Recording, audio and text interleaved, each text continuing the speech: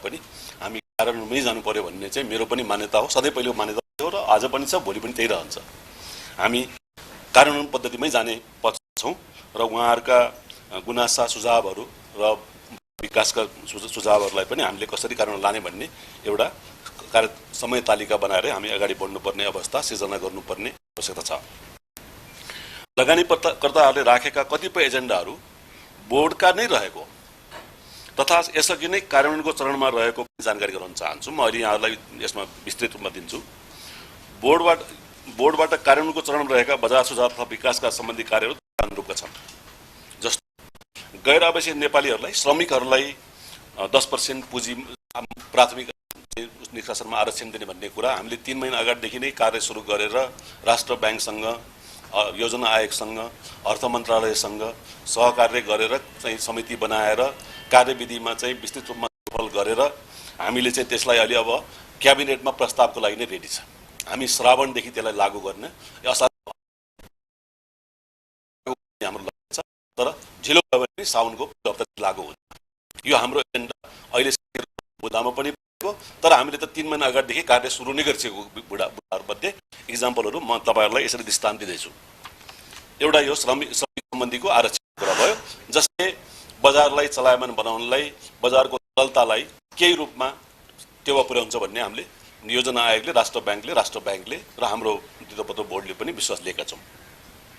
त्यस्तै डेडिकेटेड कारोबार टिएमएस प्रणाली ब्रोकरहरूलाई लागू गराउने को विनियोगले हामीले फास्ट ट्र्याक सिस्टममा चाहिँ अप्रुभ गरेर लास्ट मन्थ नै हामीले 1 महिना अगाडि नै अप्रुभ गरेर कार्यान्वयन चरणमा गइसकेको छ। यस पनि हामीले 3 महिनादेखि कार्य सुरु गरेर यो कार्य अहिले नै नेप्सेले कार्यान्वयन लगिसकेको व्यवस्था हो। यो पनि साथीहरूको अहिले डिमान्डमा परेको कुरा हो। यसबाट के बुझिन्छ भने साथीहरूले सोचेको विकास सुधारका कुराहरू र हामीले गर्न लागेका कार्यक्रमहरू पनि अलग भिन्नता छैनन् भने यसबाट चाहिँ हामीले अहिले तपाईँलाई अरू 5 वटा 6 वटा दृष्टान्त छन् जुनमा हामीले साथीका उहाँहरूका मुद्दाहरू र हाम्रा मुद्दामा कमनालिटी, हाम्रा कमन मुद्दाहरू छन् जुनमा हामीले कार्य सुरु नै गरिसकेका छौँ र ती हाम्रा पनि प्रमुख एजेन्डाहरू नै हुन्। त्यस्तै साना तथा मझौला उद्यमहरूको धितोपत्र कारोबारका लागि एसएमई प्लेटफर्म बनाउने कुरा चाहिँ हामीले 3 महिना अगाडिदेखि हामीले नेप्सेलाई निर्देशन दिएर नेप्सेले कार्यविधि चाहिँ सम्पन्न गरेर यसको टेक्निकल एस्पेक्ट सबै हेरेर यसमा चाहिनुपर्ने परिमार्जनहरू गरेर कानुनी कुरामा सबै गरिसकेका छन्। अब केही प्राविधिक कुराहरूमा, सिस्टम इन्टिग्रेसनको कुराहरूमा चाहिँ केही कुरा मिलाउनु पर्ने भनेर अहिले सायद तपाईँहरूलाई पनि सायद सूचना पाउनुभयो होला, नेप्सेको टिमहरू चाहिँ अहिले इन्डियामा छन्।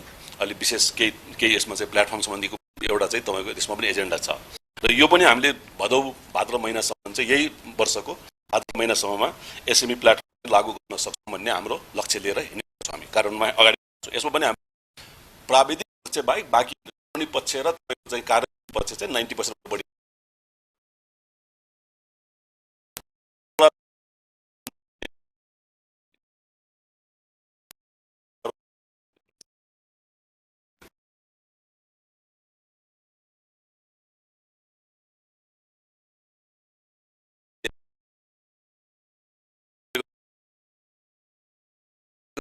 हामीले अलरेडी अगाडि बढेर देशका विभिन्न क्षेत्रमा चाहिँ झापादेखि नै र तपाईँको पनि छ, हामी अगाडि बढेर आएको छौँ र अब यसलाई हामी अगाडि बढाउँदै।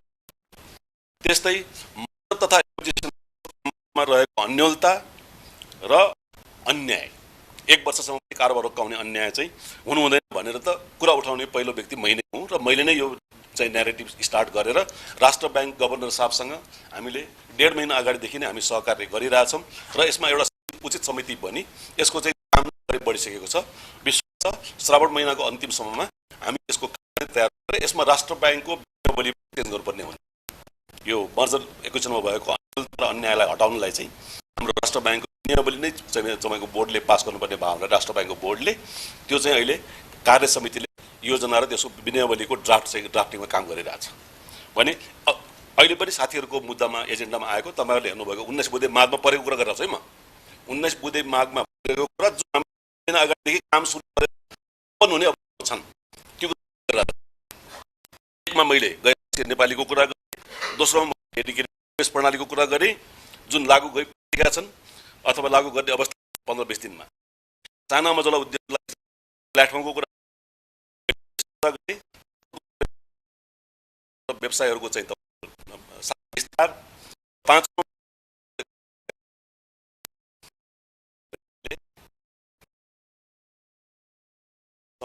भने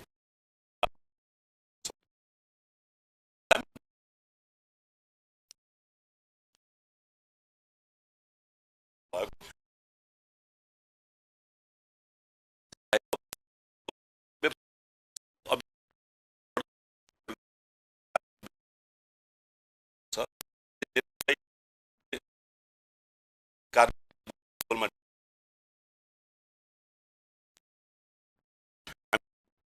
रूपमा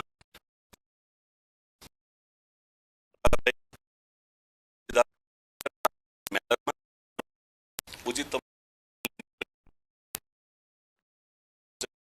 भन्ने एउटा खाका हामी तयार पारेर त्यसलाई पनि हामी अगाडि बढ्छौँ। त्यसमा पनि हामीले अहिले नेप्सेबाट हामी कुरेका छौँ। नेप्सेबाट बोर्डबाट आएपछि हामी अर्थ मन्त्रालयको समन्वयमा अगाडि बढाउँछौँ। नेपाल स्टक एक्सचेन्ज लिमिटेडको सेयर निवेश सम्बन्धमा नेपाल सरकार अर्थ मन्त्रालयमा अवधारणा पेश गरिसकेको अवस्था यहाँहरूलाई थाहै छ। यसमा हामी नेपाल सरकारसँग उचित सम्बन्ध गरेका छौँ। लिने शुल्क बोर्ड उत्पन्न हुने भएकोले प्रतिवेदन भए पश्चात सबै सरकारवालाहरूको उचित सुझाव लिई अन्तिम रूप दिनेछ। यो पनि अहिले हाम्रो फाइनल स्टेज छ। हामीले 3 महिनादेखि काम गरिरहेको छौँ यसमा। किन कुनै पनि निर्णय गर्दा हामीले सिक्काका सबै पाटा हेर्नुपर्ने हुन्छ। हामीले चाहिँ आन्दोलनका अभियानका कुरा मात्रै सुनेर मात्रै पनि गर्न सकिने अवस्था हुँदैन। हामीले त्यसका पक्ष विपक्षबाट हेर्नुपर्ने हुन्छ।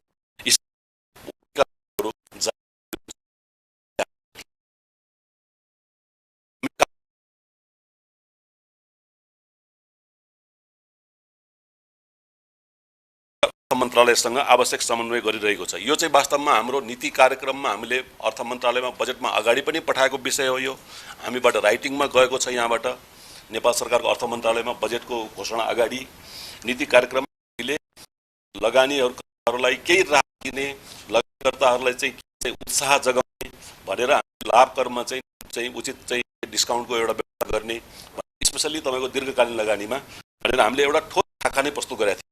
तर कार्यवश चाहिँ हामीले नीति कार्यक्रममा चाहिँ धेरै कुराहरू चाहिँ अर्थ मन्त्रालयको बजेटमा परे। यो एउटा मुद्दा चाहिँ छुट्न गएको थियो। अहिले यो छुटेको मुद्दालाई पनि समावेश गराउनलाई हामीले उचित पहल गरिरहेका छौँ। हरेक दिन हामी गरिरहेको छौँ पहल चाहिँ। र यो पनि हामी गरेर यो चाहिँ मलाई आशा छ यो 1 महिनाभित्रमा हामी चाहिँ यसलाई गरेर देखाउन सक्छौँ भन्ने मैले आज बिहान मात्रै पनि अर्थमन्त्रीज्यूसँग सल्लाह गरेको विषयमा। यो बजेटमा छुटेको थियो, हाम्रो नीतिमा परेको कुरा हो, तर अर्थको चाहिँ पछि बजेट स्पिचमा आएन। यसलाई चाहिँ इन्क्लुड कसरी गर्न सकिन्छ भन्ने कुरा उहाँले अहिले कानुनी राय लिइरहनु भएको छ। यो जुन दीर्घकालीन लगानीमा चाहिँ पुँजीगत लाभ करमा दिने छुटको विषयमा धितोपत्र बजारमा नयाँ बजार वितरण सम्बन्धमा नेपाल स्टक एक्सचेन्जबाट अध्ययन भई कार्यान्वयनको चरणमा रहेको छ। यो पनि अहिलेको डेलिगेसन इन्डियामा छ। र प्लस हजुरहरूले हाम्रो नीति कार्यक्रम अहिले जुन नेपाल सरकारबाट बजेटमा आएको छ त्यसमा हेर्नुभयो भने पनि हामीले चाहिँ यो बजारको डाइभर्सिफिकेसन र बजारमा चाहिँ उपकरणको डाइभर्सिफिकेसन पनि हामीले राखेका छौँ। प्राइभेट इक्विटी भेन्चर क्यापिटलका प्लस चाहिँ तपाईँको यो अप्सन फ्युचर्स अप्सनहरू पनि हामीले त्यसमा आएका छन्, नीति कार्यक्रम आएका छन्। भित्तिपत्र बजार सम्बन्धी नीति तथा कार्यक्रमहरू तथा तय कानुन सम्बन्धमा रूपमा स्थापित लगानीकर्ताहरूलाई सङ्घ संस्थाहरूका प्रतिनिधिलाई कानुन समितिमा हामीले प्रतिनिधित्व गर्ने व्यवस्था गरिसकेका छौँ। जस्तो अहिले हामीले मौद्रिक नीतिको समीक्षा, अहिलेको बजारमा परेको नकारात्मक जुन असर छ, जुन साथीहरू चाहिँ यस्तो अप्ठ्यारो अवस्थामा पुग्नु भएको छ भन्ने कुरालाई चाहिँ हामीले ध्यानमा राखेर जुन अहिले हामीले चाहिँ तपाईँको ज्येष्ठको 25 गते हाम्रो वार्षिक उसको दिनमा माननीय अर्थमन्त्रीज्यूको चाहिँ अध्यक्षतामा जुन हामीले राष्ट्र ब्याङ्क अर्थ मन्त्रालयमा राष्ट्र ब्याङ्कको गभर्नर साहब, दुवै अर्थ मन्त्रालय सचिवज्यूहरू र म लगायत अर्थमन्त्रीज्यू बसेर हामीले जुन मिटिङबाट यो मौद्रिक नीतिमा ल्याउनु पर्ने परिमार्जनहरू, लगानीकर्तालाई परेका मार्काहरूको विषयमा विस्तृत छलफल गरेर एउटा टोली, एउटा समिति नै गठन गरी तपाईँको चाहिँ राय सुझाव पेश गर्नलाई भनेर जुन समिति गठन भएको छ त्यो समितिको गठन चाहिँ सम्पूर्ण रूपमा सकिसकेका छ। त्यो सकिएर अहिले हामीले अस्ति चाहिँ त्यसको मिटिङ बसेर त्यो मिटिङले अब सम्बन्धित पक्षहरू सरकारवाला भनेको तपाईँको चाहिँ हाम्रा साथीहरू जुन चाहिँ अहिले चाहिँ हाम्रो यसमा विज्ञ साथीहरू हुनुहुन्छ, जुन सरकारवाला साथीहरू हुनुहुन्छ र लगानीकर्ता सङ्घहरू जो नेपाल सरकारबाट मान्यता प्राप्त छन् ती सङ्घका प्रतिनिधिहरूलाई पनि त्यसमा बोलाएर उहाँहरूको उचित सुझाव र राय पनि लिने भन्ने एउटा कुरा छ। यो कुरा यी सबै कामहरू त हामीले अगाडि बढाइसकेका कामहरू हुन्, हामीले अगाडि गरिरहेका र कार्यान्वयन गइसकेका कामहरू हुन्। अब मर्जर एक्विजिसनको काम र अहिलेको यो मौद्रिक नीतिमा भएको कामहरू चाहिँ यसमा हाम्रो कार्यहरू चाहिँ तपाईँको आगामी दिनका कार्यक्रमहरू हामीले अगाडि कार्यक्रममा बढाइरहेका छौँ। अब जहाँसम्म एउटा हजुरहरूलाई आज एड्रेस नगरी नहुने सवाल के छ भने यो बजार आज यो अवस्थामा छ, यसरी साथीहरू चाहिँ सडकमा आउनुपर्ने अवस्था आयो होइन। अब विश्वका अन्य देशमा सडकमा आउनुपर्ने व्यवस्था आउँदैन, हामी कहाँ छ। अब त्यो एक ठाउँमा आफ्नो अर्कै कुरा भयो, तर साथीहरू यसरी चाहिँ अप्ठ्यारो परेर नै आउनु भएको छ। त्यस पनि हामीले चाहिँ त्यसमा चाहिँ हामी त्यसको मर्म हामीले बुझ्नुपर्छ। तर घटना चाहिँ तपाईँको अहिले विश्वव्यापी रूपमै तपाईँको जस्तो अब अमेरिकामा पनि डाउ जोन्स तपाईँको 33,000बाट 29,000मा ट्रेडिङ भइरहेको छ एक वर्षबाट हेर्दाखेरि। एक वर्ष अगाडिको हेऱ्यो भने 4,000 5,000को इन्डेक्स त्यहाँ घटेको छ। तपाईँको युएसएको न्यास्डाक हेर्ने हो भने तपाईँको 14,000बाट 11,000मा आइरहेको छ अहिले। इन्डियाका तपाईँको 62,000बाट 52,000मा छ। अनि इन्डेक्सहरू अन्य देशमा पनि घटिरहेका हुन्, नघटेका होइनन्।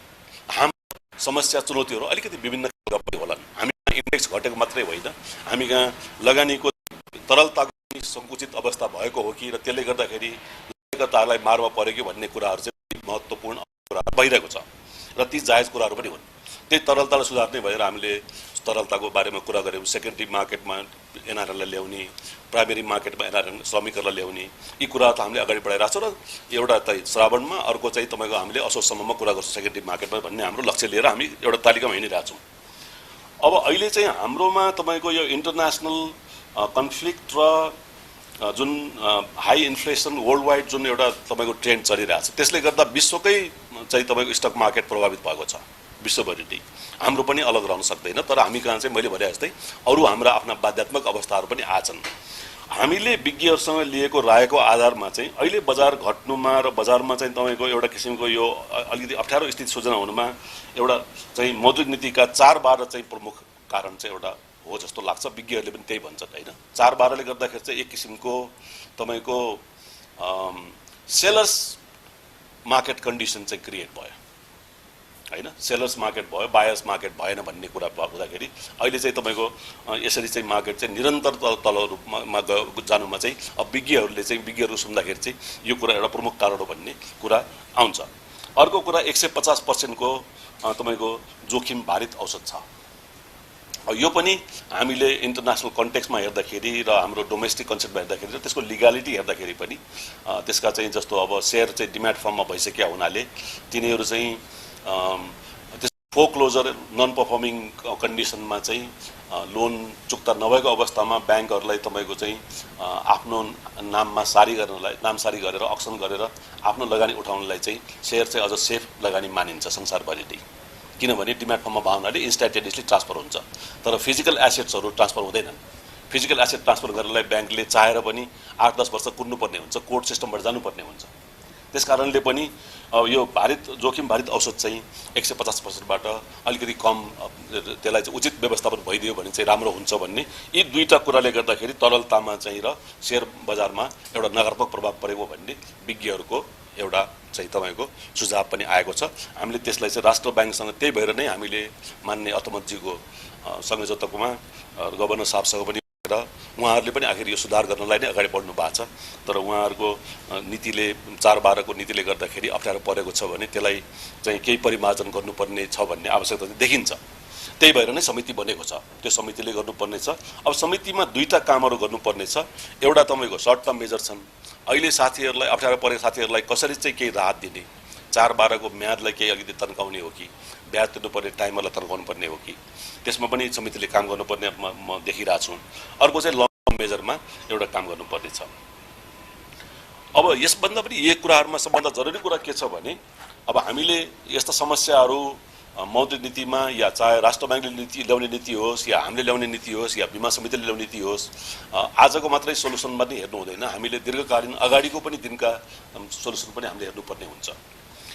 मलाई मेरो आफ्नो अन्तर्राष्ट्रिय अनुभवको आधारमा म आफू चाहिँ म के भन्न सक्छु भने राम्रो प्रोटोकल चाहिँ कस्तो हो भने बजारमा वित्तीय क्षेत्रमा गाँसिएका संस्थाहरू जस्तो नेपालको वित्तीय क्षेत्रमा गाँसिएको नियमनकारी संस्था भनेको नेपाल राष्ट्र ब्याङ्क हुनुहुन्छ, हामी छौँ, त्यसपछि बीमा समिति छ। यी समितिहरूको बीचमा हामीले कुनै नीति ल्याउँदाखेरि एक आपसमा जस्तो अब धितोपत्र बजारले ल्याएको नीतिले हुनसक्छ राष्ट्र ब्याङ्कको नियमन गर्ने प्रणालीमा के असर गर्न सक्छ। राष्ट्र ब्याङ्कले नियम कुनै पोलिसी ल्याउँदाखेरि धितोपत्र बोर्डको कार्यक्षेत्रमा असर गर्न सक्छ। हामीले गर्ने कार्यक्षेत्रले चाहिँ पोलिसीले कुनै इन्सुरेन्स सेक्टरलाई पनि इम्प्याक्ट गर्न सक्छ भने हामीले त्यस्ता पोलिसी आउनुभन्दा अगाडि नै यस्ता चाहिँ वित्तीय क्षेत्रमा भएका एजेन्सीहरूको बिचमा आन्तरिक समन्वय चाहिँ तब हुनु एकदम जरुरी छ र त्यो समन्वय चाहिँ अर्थ मन्त्रालयको थ्रुबाट हुनुपर्छ भन्ने हाम्रो मान्यता हो र त्यसको लागि पनि अब आजका दिनदेखि नै हामीले आज बिहान पनि अर्थ मन्त्रालयमा हामीले यो विषयमा कुरा उठाएका छौं र अब चाहिँ हामीले वित्तीय क्षेत्रका बीचमा यसरी चाहिँ चाहे मोनेटरी पोलिसी आओस् चाहे हाम्रो सेवनको कुनै पोलिसी आउन् या बीमा समितिको पोलिसी आउन् ती पोलिसीहरूको बीचमा चाहिँ आन्तरिक समन्वय चाहिँ उचित समन्वय अर्थ मन्त्रालयको थ्रुबाट चाहिँ गर्नुपर्छ भन्ने त्यो भएपछि प्रोपर कोअर्डिनेसन भएपछि कमसेकम यस्ता त्रुटि या तपाईँ एक पक्षबाट आउने चाहिँ कुनै पोलिसीहरू चाहिँ बजारमा नआउँदाखेरि चाहिँ अनि बजारमा लगानीकर्ताहरूलाई सुरक्षाको वातावरण चाहिँ त्यसले पनि एउटा क्रिएट गर्छ भोलिको लागि एउटा लङ लास्टिङ एउटा पोलिसी मेकिङको फ्रेमवर्क हो यो चाहिँ। यसमा हामीले पहल गरिरहेछौँ र हामी यसमा नेपाल सरकारलाई अब हामी लेखेर नै पठाउँछौँ यसको चाहिँ तपाईको कानुनी व्यवस्थाको लागि। अब बाँकी रह्यो तपाईको अहिले हामीले कुरा गर्दाखेरि अलमोस्ट 12-13 वटा बुदामा हामी आइसकेका छौँ। अब बाँकी रहेका केही बुदाहरू बाँकी छन् जसमा हामीले आज कुरा गरेका छैनौँ। अहिले तपाईहरुसँग हामी कार्यान्वयनमा गइसकेका छैनौँ तर कतिपय बुदाहरू छन् जसलाई हामीले कार्यान्वयन लान सक्ने अवस्था पनि छैन। जस्तो तपाईको 70% म्युचुअल फन्डमा तपाईको चाहिँ रिजर्भेसन गरिदिने। अब कर्मचारी सञ्चय कोषको पैसा के हो पहिला बुझ्नु पर्यो। कर्मचारी सञ्चय कोष भनेको कर्मचारी सञ्चय कोषमा कर्मचारीहरूको तपाईको चाहिँ रिटायरमेन्ट प्लानको त्यो एस्योरेन्स हो। त्यसमा कुनै पनि किसिमको जोखिम कुनै पनि देशमा मान्य हुँदैन, हाम्रो देशमा पनि मान्य हुनु हुँदैन। यसरी कसैको प्रेसरमा आएर तपाईको चाहिँ सञ्चय कोषको पैसा कर्मचारीको पैसा तपाईको मेरो पैसा होइन, कर्मचारीको पैसा हो, सबैको पैसा हो। त्यो पैसा रिटायरमेन्टको पैसा हामीले म्युचुअल फन्डमा राख्ने त्यो बोर्डको अधिकार छैन, न अर्थ मन्त्रालयको अधिकार छ। त्यो कर्मचारीहरूको अधिकार हो। उहाँहरूको अधिकारमा हाम्रो यो बुदामा जस्तो यस्ता कुराहरू आछन्। अब यस्ता कुराहरू गर्न सम्भव छैन। सम्भव नहुने कुरालाई हामीले समय खर्च पनि गर्नु हुँदैन। त्यस्तो अटो इडिआइएस भन्ने छ, त्यो पनि तपाईको अहिले हामीले बुझ्दाखेरि इभन तपाईको अहिले जति साथीहरूले यो 19 बुँदे माग बनाउनु भएको छ उहाँमध्ये कतिहरूले त स्वीकार पनि गर्नुभएको छ कि यो त सम्भव छैन, यो त पोसिबलै छैन भनेर। किनभने अटो इडिआइएस गर्नलाई त सेटलमेन्ट पनि त T+0 मा हुनु पर्यो नि त नि, लगानीकर्ताले पनि त पैसा त्यही दिन दिनु पर्यो नि, त्यही दिनै ट्याक्स त रफादफा त हुनु पर्यो नि त नि, हैन। यो कुरा विस्तृत रूपमा तपाईको CDSC सँग कुरा भएर एक्चुअली उहाँहरू पनि क्लियर हुनुहुन्छ। यसमा पनि समय खर्च गर्नुपर्ने जस्तो मलाई लाग्दैन। यो कुरा हुन अलिक गाह्रो छ भन्ने छ। अर्को चाहिँ तपाईको ब्रोकर लाइसेन्स सम्बन्धमा उचित निर्णय मैले अघि पनि लिइरहेछौँ। त्यसमा नेपाल सरकारसँग समन्वयमा उहाँहरूले खोजे जस्तै बजारलाई तपाईको अगाडि बढाउने दिगो रूपमा र लगानीकर्ताहरूलाई र तपाईको चाहिँ एउटा सुरक्षित वातावरण दिने खालको उसमा जानुपर्छ हामी। त्यसमा हामी जान्छौँ। T+0 को बारेमा त धेरै बोल्नु पर्दैन। हामीले अलरेडी तपाईको 3 महिनादेखि हामी यो कार्यमा यति सिन्सियरली लागेका छौँ। T+ सेटलमेन्टमा हामीले तुरुन्तका तुरुन्तै कारबाही गरेका छौँ। यो गरिसकेका छौँ। बोर्डले तपाईको त्यस्ता निर्णयहरू धेरै 2टा निर्णय गरिसकेका छ। सायद यहाँहरूले नै कभरेज गर्नुभएको छ र म यहाँ आज हजुरहरू यही मञ्चबाट हजुरहरूलाई के भन्छु भने T+0 सेटलमेन्ट सम्बन्धी कुनै दुविधा छ, कहीँ अन्याय भएको छ, कहीँ चाहिँ तपाईको त्यस्तो तपाईहरुसँग पनि केही छ भने यहाँले हामी कहाँ बोर्डमा प्रस्तुत गर्नुहोस्। हामीले तपाईको हामीसँग पेश आएको र हामीले छानबिन गरेर यदि चाहिँ त्यो अन्यलता भएको छ र कानुनमा चाहिँ मिचेर कसैले ब्रोकरहरूले काम गरेका छन् भने हामी त्यसलाई ठाउँको ठाउँमै कारबाही गर्छौँ। बोर्डले कारबाही गर्छ।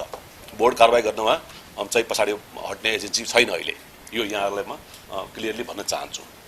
र आज हामीले यहाँहरूलाई बोलाउनुमा चाहिँ यसरी चाहिँ हामीले अब साथीहरूको डिमान्डका सन्दर्भमा उहाँहरूका चाहिँ उचित मागहरूलाई हामीले वार्तामा राखेर तन्काउने र खालि एउटा आश्वासन दिने भन्दा पनि हामीले चाहिँ एउटा कार्यान्वयनकै रूपमा चाहिँ एउटा चाहिँ मितिमै गएर मैले भने जस्तै 7-8 बुदाहरू त हामीले 1 वर्षको टाइम पनि राखेका छैनौँ। कुनैमा 1 महिना, कुनैमा 2 महिना, कुनैमा 3 महिना राखेका छौँ। मलाई विश्वास छ अधिकांशभन्दा अधिकांश 95% हामीले गरेका बुदाहरू हामी 3 महिनाभित्रमा कार्यान्वयन ल्याउन सक्छौँ र हामी अलरेडी गइसकेका छौँ। हामीले यो प्रोमिस गरिरहेको छैनौँ। हामी 3 महिना अगाडिदेखि कार्यान्वयन गइसक्यो हुनाले म अहिले भनिरहेको छु असारको अन्तमै सघाउँछु भनिरहेको छु। केही कुरा चाहिँ साउनमा सघाउँछु भनेको छु। किनभने यसको लागि त टाइम चाहिन्छ। हामीले टाइम अगाडि 3 महिना काम गरिरहेको छौँ। यो भन्न खोजेको के हो भने उहाँहरूका एजेन्डा र हाम्रो एजेन्डाहरू धेरै कमन पनि छन्। सबै एजेन्डा फुलफिल चाहिँ हुँदैनन्, पोसिबल नहुने एजेन्डा हुन्छन्। त्यसमा हामी रियलिस्टिक हुनुपर्छ। त्यो कसैले मागेर पाउने कुरा पनि होइन। कसैको अधिकार क्षेत्र पनि हेर्नुपर्छ। अब राजनीतिक नेताहरूले पोजिटिभ नेगेटिभ बोल्नु नपाउने भन्ने छ। अब त्यो मेरो कार्यक्षेत्रको कुरा भएन होइन, त्यो मैले गर्न सक्ने कुरा भएन। हामीले न अर्थ मन्त्रालयले गर्न सक्छ न हामीले गर्न सक्छौँ।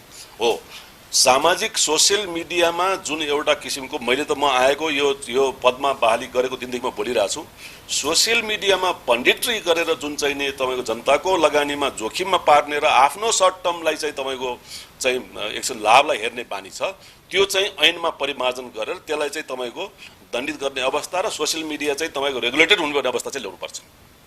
किनभने लगानीकर्ताको सानो सानो सपनाहरूमा कुल्चिएर आफ्नो सपनाको महल बनाउने अधिकार कसैलाई पनि हुनु हुँदैन। तर अहिले कानुनमा तपाईँको त्यसको ग्याप छ, भोइड छ। अहिलेको कानुनले, अहिलेको धितोपत्र ऐनले, अहिलेको नियमावलीले सोसियल मिडियालाई छोएको छैन। अहिले हामीले बारम्बार अर्थ मन्त्रालयसँग श्रीपाद सरकारसँग यो कुरा गरिरहेछौँ। श्रीपाद सरकार हामी नेपाल नेपाल सरकार र अर्थ मन्त्रालय यसमा असाध्यै सिरियस छ। नेपाल सरकार र अर्थ मन्त्रालय धेरै सिरियस छ यो विषयमा। उहाँहरूले पनि हामीलाई चाँडोभन्दा चाँडो कानुनी जुन हाम्रो चाहिँ प्रबलीकरण समितिहरू हुन्छन्, हाम्रो तर्फ जानुपर्ने हुन्छ, हामीले ती सबै कुराहरूलाई चाहिँ ल्याएर एउटा प्रस्ताव ल्याउनुहोस्। किनभने यी कुराहरू चाहिँ समेट्नुपर्छ। यी कुराहरूले चाहिँ गर्दाखेरि बजारमा जुन किसिमको चाहिँ तपाईँको एडभान्टेज सिकिङ जुन एउटा टेन्डेन्सी हुन्छ, ती टेन्डेन्सीहरूलाई चाहिँ निरुत्साहित गर्ने र कानुनी रूपमा नै अनि अधिकतमभन्दा अधिकतम सजायमा लाने व्यवस्था चाहिँ हामीले लागू गर्नुपर्छ।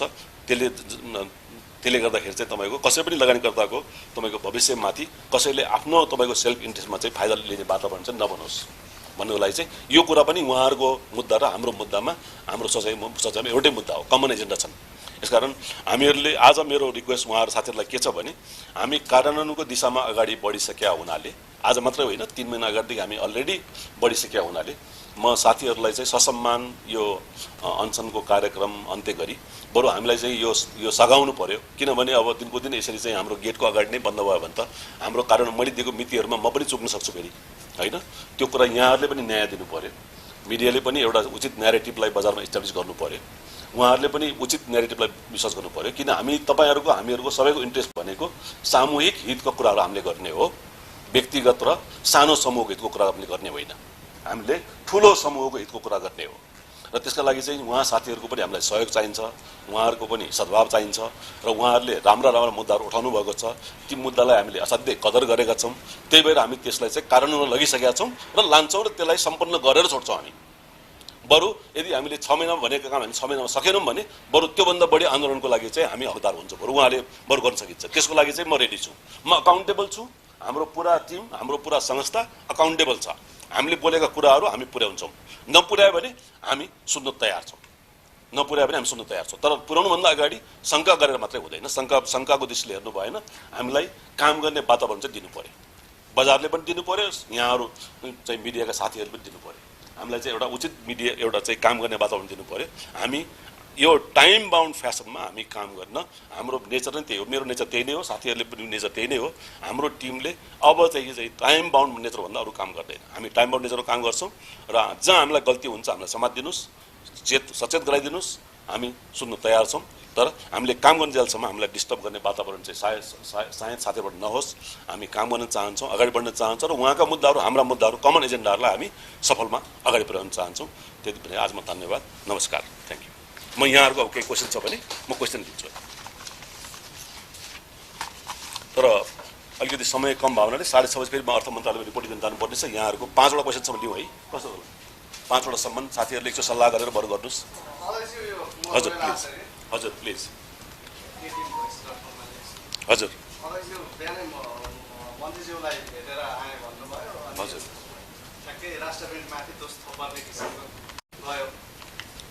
वास्तवमा अब यो सरस्वती हजुरको भनाइ सुन्दाखेरि चाहिँ मुख्य दोषी राष्ट्र ब्याङ्क नै हो भन्ने बुझ्यो।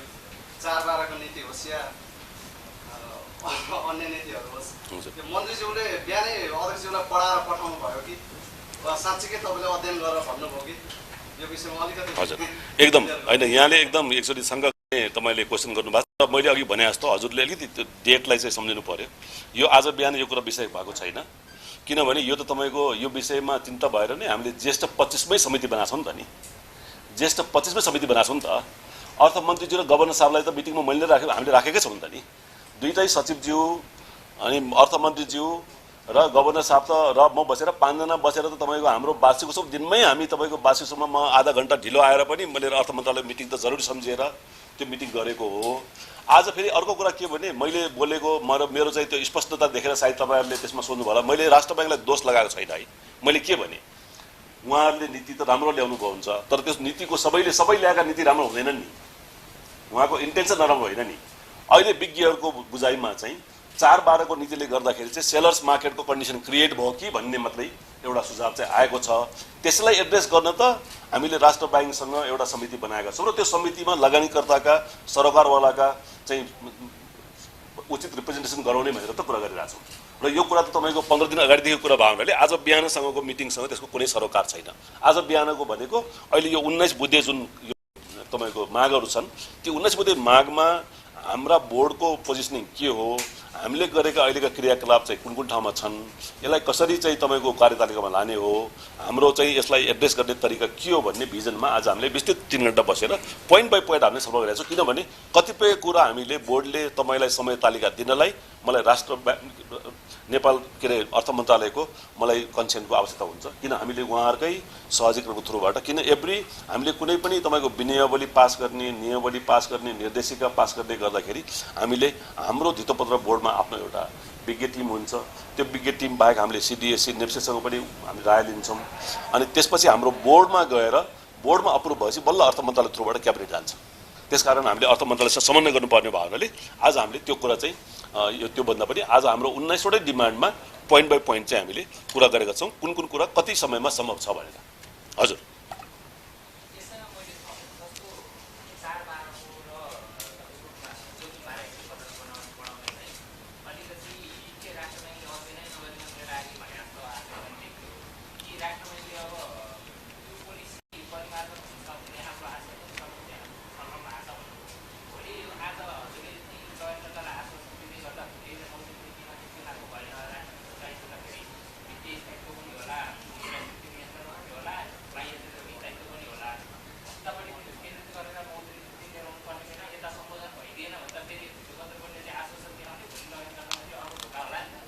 हो, हजुरले एकदम ठिक कुरा उठाउनु भएको छ।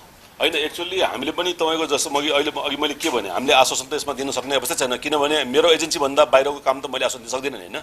हामीले के भनेछौँ भने राष्ट्र बैंकको प्रतिनिधित्व हुने गरी, अर्थ मन्त्रालयको प्रतिनिधित्व हुने गरी, धितोपत्र गरी र सरोकारवालाको प्रतिनिधित्व हुने गरी हामीले एउटा तपाईको कमिटी फर्मेसन गरेका छौँ।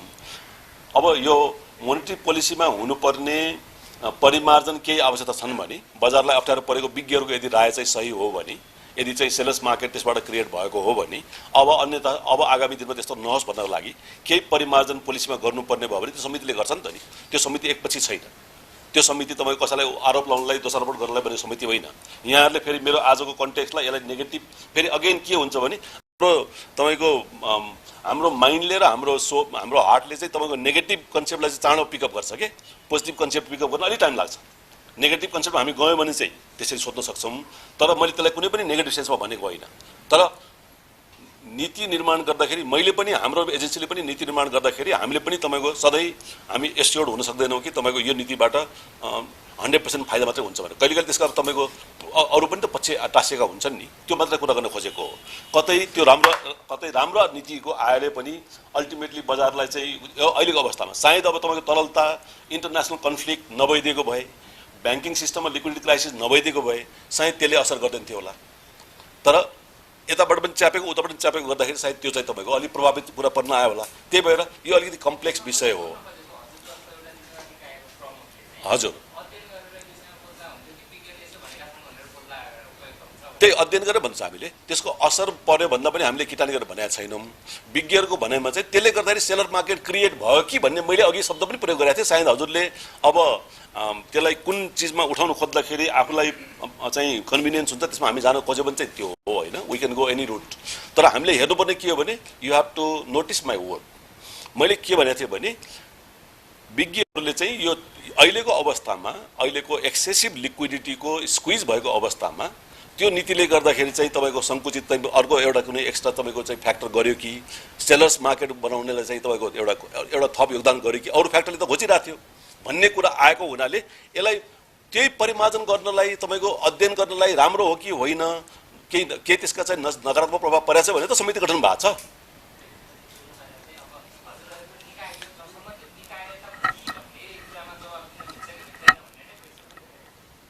हो, त्यो मिल्दैन। हामीले हचुवामा तपाईँको केही पनि कुरा गर्न मिल्दैन।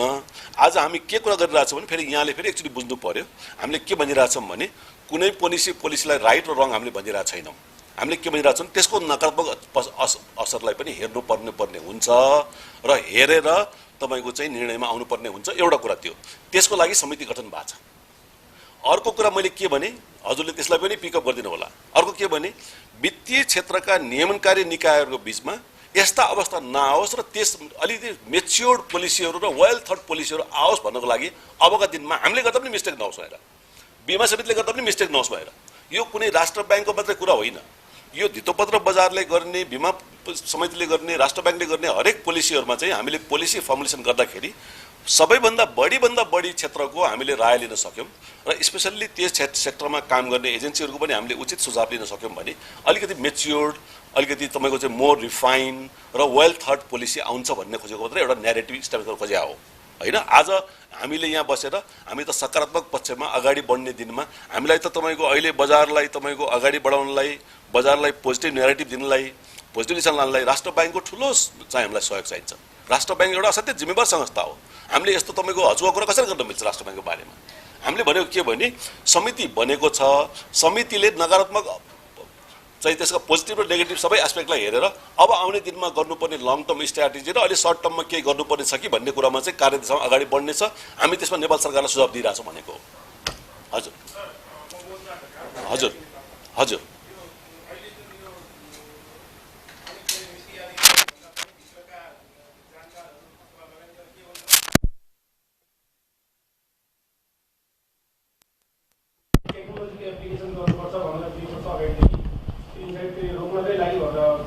प्रयास थालेको भन्ने कुरा भइरहेको थियो र अहिले तपाईँको यो सुधारमा त्यो परेन जस्तो लाग्यो, त्यसको बारेमा के गर्छ भन्ने। अनि अर्को चाहिँ हजुरको अहिलेको कुरा सुन्दा अनसनकारीसँग चाहिँ सेवनको कुरा भएको जस्तो बुझिएन। जस्तै हजुरले सुधार गर्छ, उहाँहरूले अब रोक्नुपर्छ भन्नुको अन्तिममा तपाईँहरू र उहाँहरू बिच कुनै सम्वाद भएको छ भने के भएको छ भन्ने? ए हजुर हजुर हजुर थ्याङ्क यू। पहिलो कुरामा चाहिँ अब यो आज हामीले यो साथीहरूले डिमान्डलाई एड्रेस गर्नलाई नै कानुनमा जाने कुरा भावनाले मैले त्यसमा अहिले तपाईँको कन्ट्रोल गरेको हो। तर हाम्रो नीति कार्यक्रममा हजुरले हेर्नुभयो भने हामीले त्यसमा पनि पठाएका छौँ र राखेका छौँ। हाम्रो अहिले प्रमुख नीति पनि तपाईँको यो insider trading, pumping dumping, all kind of market malpractices तिनीहरूलाई तपाईँको हुन नदिने र भइहाल्यो भने पनि त्यसमा चाहिँ कडाभन्दा कडाइ कारबाही गर्न सक्ने अवस्था ल्याउनलाई, बोर्डलाई सक्षम बनाउनलाई, बोर्डको आफ्नो तपाईँको चाहिँ इन्भेस्टिगेटिभ क्यापाबिलिटी र टेक्नोलोजिकल क्यापाबिलिटी वृद्धि गर्ने भने त मैले प्रेस कन्फरेन्समा सोल्टीमा सबभन्दा पहिलो दिनमै कुरा गरेको थिएँ।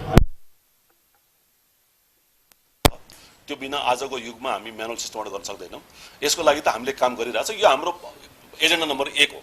यो हाम्रो अगाडि बढ्छ, यसमा तपाईँहरू निश्चित हुनुहुन्छ। यसमा हामी अगाडि बढिरहेछ। तर त्यो कुरा अहिले तपाईँको जुन वर्क इन प्रोसेस छ त्यो अहिले भन्न मिल्दैन। हजुरको जुन दोस्रो एजेन्डा हजुरले भन्नुभयो, दोस्रो चाहिँ एकचोटि फेरि भन्नुहोस् एकचोटि। ए हो हो हजुर, जस्तो अब हाम्रो हरेक दिन म हिजोसम्म म बिदामा थिएँ, म हिजो मात्रै आइपुगेँ होइन। मेरो अनुपस्थितिमा हाम्रो विनयजी निमित्त हुनुहुन्थ्यो। विनयजीले उहाँहरूसँग डेली रूपमा हरेक दिन केही न केही कुराहरू एड्रेस गर्नुभएको छ उहाँहरूसँग। अब उहाँहरू त हाम्रो प्राङ्गणको अगाडि नै हुनुहुन्छ होइन। म हिजो पनि एयरपोर्टबाट मैले अघि भने पनि थिएँ, सायद हजुरले अलिकति त्यसमा अलिकति स्किप गर्नुभयो होला। म हिजो मात्रै आएर सिधै उहाँसँगै वार्ता म त्यहाँ गर्न गएको थिएँ र उहाँकै सुझावमा अहिले हामीले उहाँहरूले पनि अब त्यो कुनै वार्ता समिति बनाउने उहाँहरूको मनसाय देखिएन।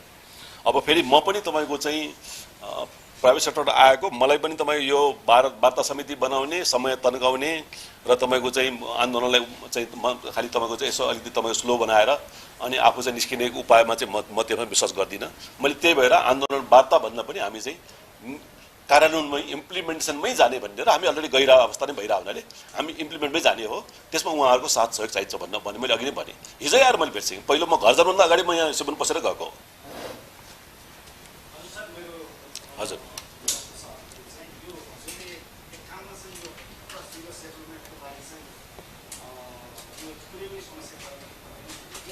T+2 को सरी T+2 को हजुर T+2 को भनेको 2 को T+2 सम्भव छैन भनेको अहिले सम्भव छैन भनेको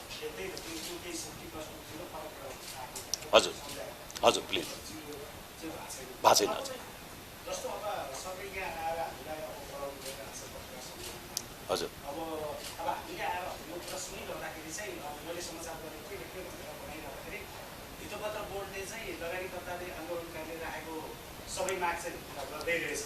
हजुर तर उनीहरू चाहिँ जबरजस्त चाहिँ हुँदै नहुने कुराहरू राखेर चाहिँ हाम्रो अनसन बसिरहेका छन्, उनीहरू जबरजस्त बसिरहेका छन् भनेर चाहिँ हजुरहरूले त्यसरी स्पष्टीकरण दिनु न। हामीले त उनीहरूले मागेको माग छ त पुरै गरिरहेका छौँ, उनीहरू चाहिँ जबरजस्त बसिरहेका छन् भनेर डिस्ट्रिक्टबाट लिने हो कि त्यसरी चाहिँ कसरी लिने? हजुर त्यसरी चाहिँ होइन होइन, तर भन्न खोजेको चाहिँ के भने जस्तो जस्तो होइन, हजुरले स्पष्टीकरण दिशा उनीहरूले आन्दोलन सिद्ध्याउँछ। अब त्यो उहाँहरूको जजमेन्टको कुरा हो होइन, विजडमको कुरा हो। तर होइन, सम्मान त उहाँहरूलाई सम्मान गरेर नै हामीले कार्यान्वयन गएको हो होइन। हामीले नलम्बाउनु खोजेको वार्ता समितिमा गएर मैले अघि नै भने मलाई आफ्नो लिगेसी पनि बिगार्नु छैन। हेर्नुहोस् होइन, आजसम्म मैले आफ्नो लिगेसी बिगारेको छैन, म यहाँ किन बिगार्ने? मलाई लिगेसी बिगार्नु छैन। बिना कामको नहुने प्रोमिस म गर्दिनँ कहिले पनि, हुने प्रोमिस गर्छु।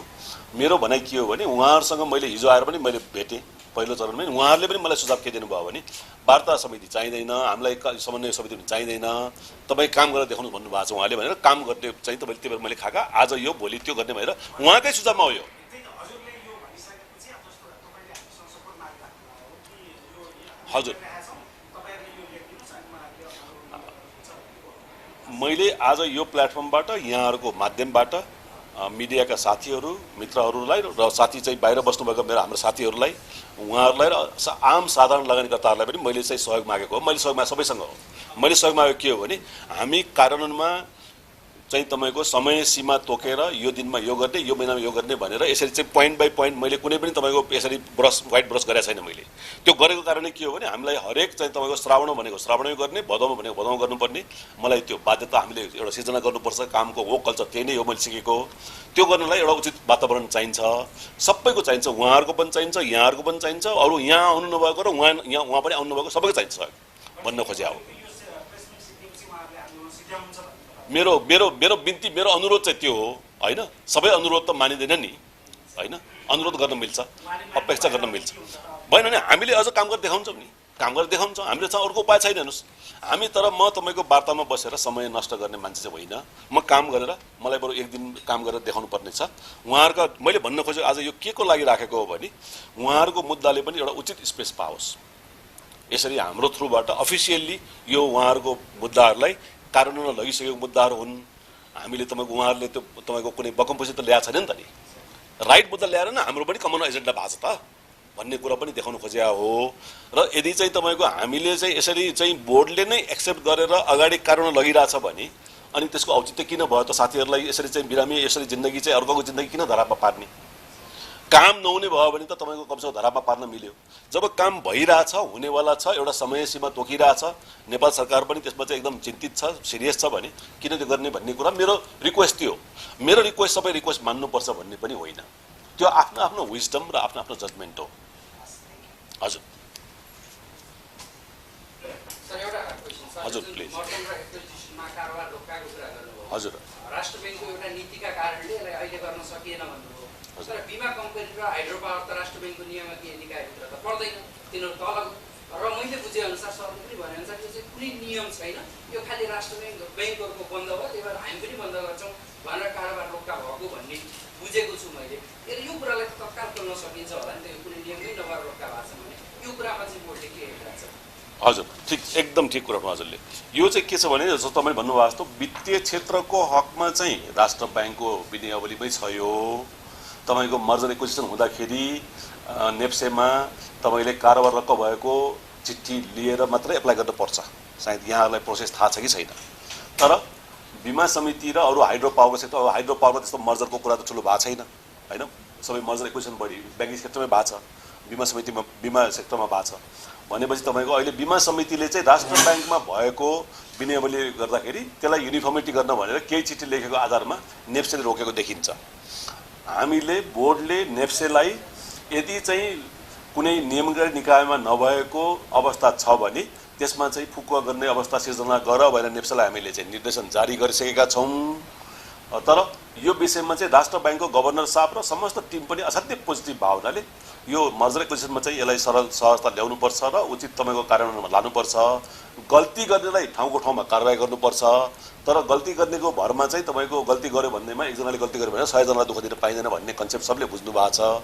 र त्यसमा चाहिँ मर्जर एक्विजिसनमा सम्पूर्ण सेक्टरमा चाहिँ तपाईँको यस्तो अन्योलता हुनु हुँदैन भन्ने सबैको मान्यता छ।